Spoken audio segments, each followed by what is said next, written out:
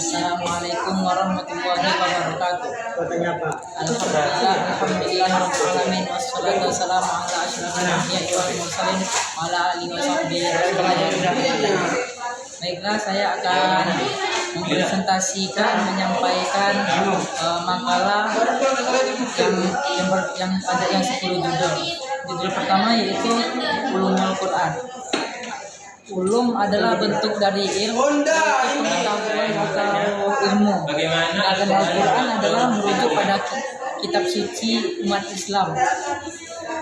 Jadi secara etimologis ulumul Quran berarti ilmu-ilmu yang berkaitan dengan Al-Quran.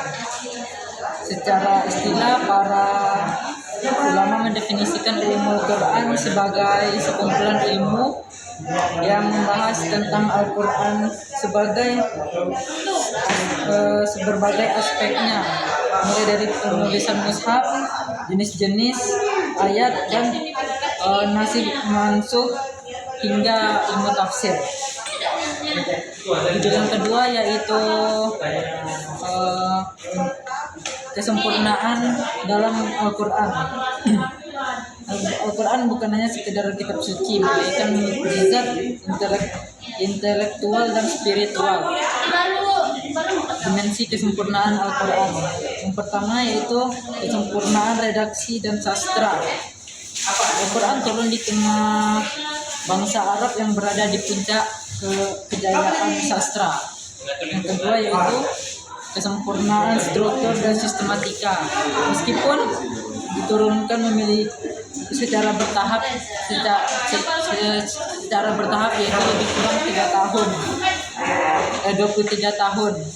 Al-Quran memiliki benang merah yang utuh antar ayat dan antar surat.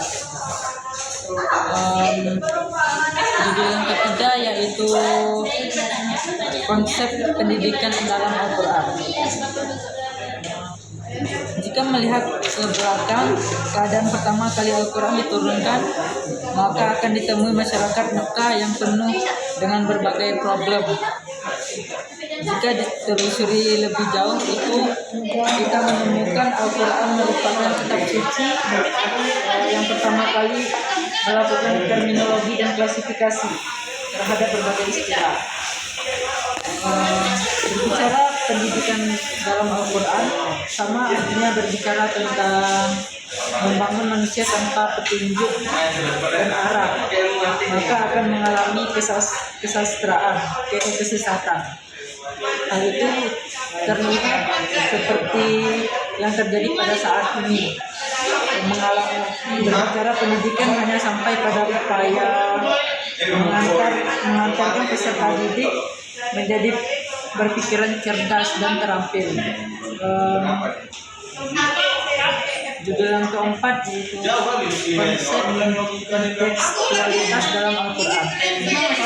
Kontekstualitas merujuk pada hubungan dan dialog antara satu teks dan teks lainnya.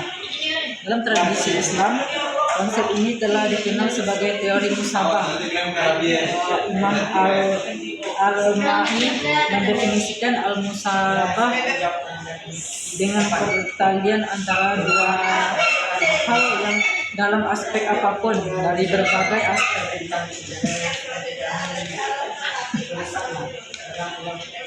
Kajian Al-Quran berbasis intelektual di Barat sebagai upaya pemosisian diri.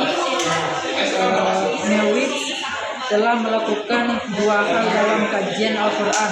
Pertama, ia melakukan kritik terhadap sarjana muslim yang melakukan kajian Al-Quran setelah diadakan pembukuan. Yang kedua yaitu melakukan kritik terhadap kajian Al-Quran oleh sarjana barat. Meski telah melakukan kajian terhadap Al-Quran, namun di kinerja mereka masih menghasilkan kesimpulan miring terhadap Al-Quran. Judul yang kelima yaitu fungsi perumpamaan Quran. Perumpamaan dalam Al-Quran disebut juga amsal atau jamak matsal yang berasal dari bahasa Arab, yaitu artinya sesuatu yang serupa atau sebanding.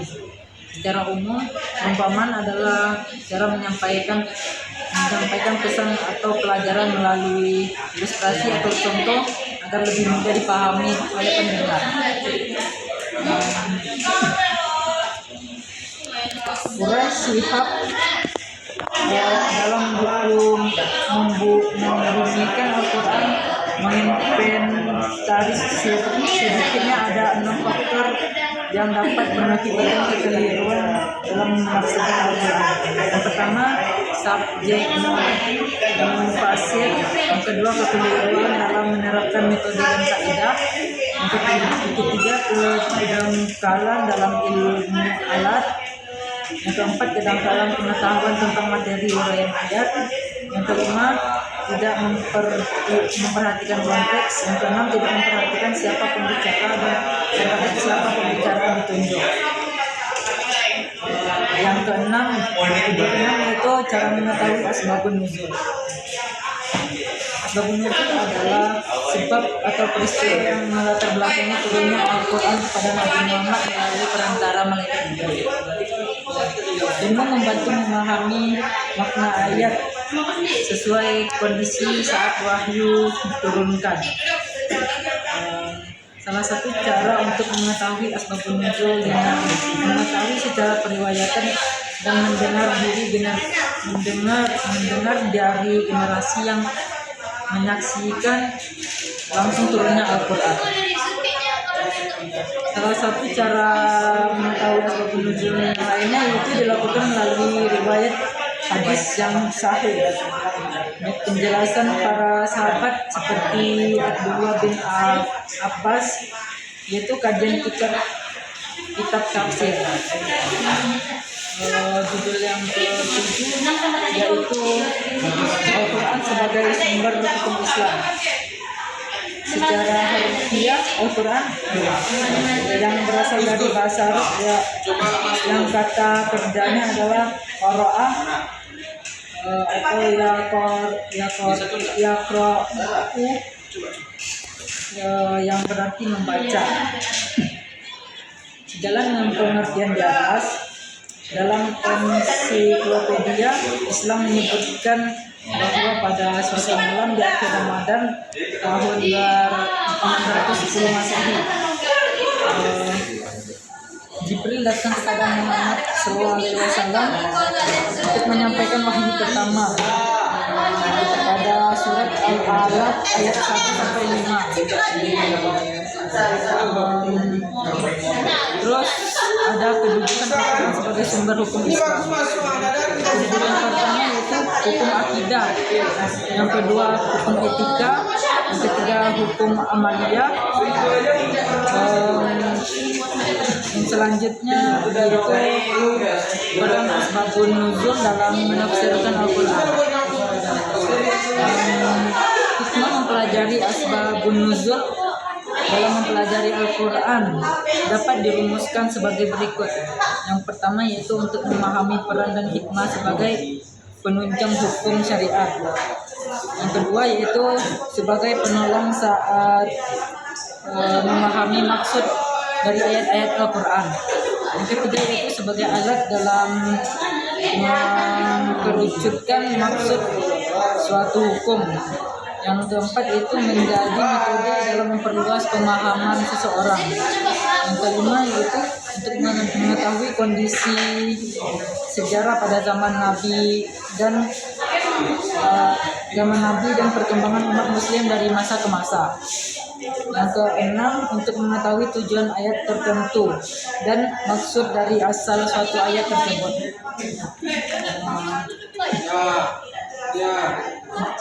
Tiga. Judul yang terakhir yaitu ilmu qiraat dan pengaruhnya terhadap variasi makna.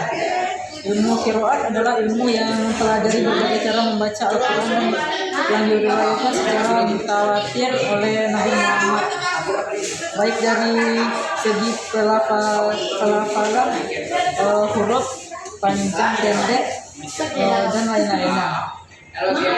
Pengaruh qiraat terhadap variasi makna perbedaan qiraat tidak saling bertentangan, tetapi saling melengkapi dan memperkaya makna.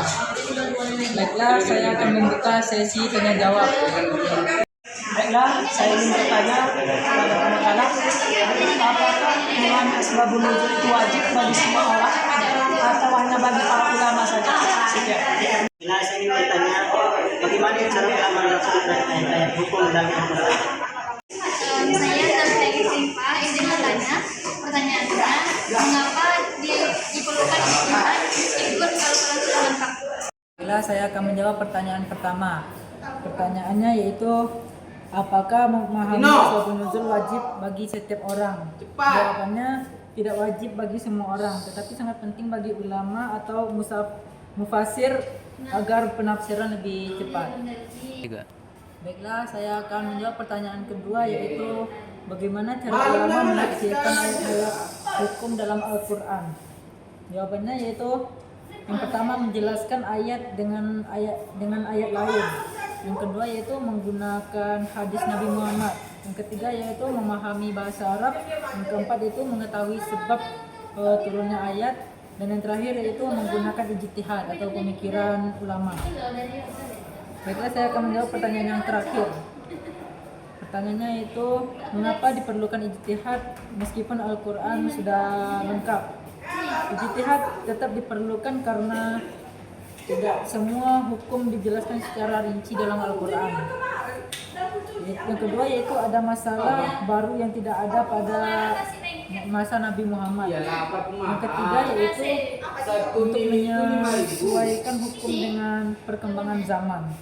Jadi ijtihad membantu ulama menetapkan hukum berdasarkan prinsip Al-Quran agar tetap relevan. Baiklah, sampai di sini presentasi dari saya. Kalau ada kata yang salah, mohon maaf. Assalamualaikum warahmatullahi wabarakatuh.